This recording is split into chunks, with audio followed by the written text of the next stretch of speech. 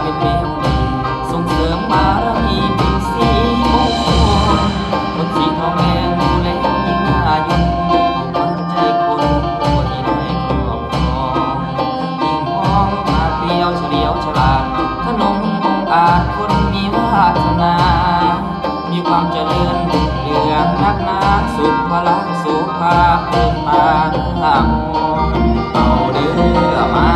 เลี้ยงเป็นแมวสีสว่างก็ปานวาดเต็มงามแท้แน่นอนตาอ่อนตอนเจ้ามรกตสดใสขี่ละแวงสงสัยไปคนบอก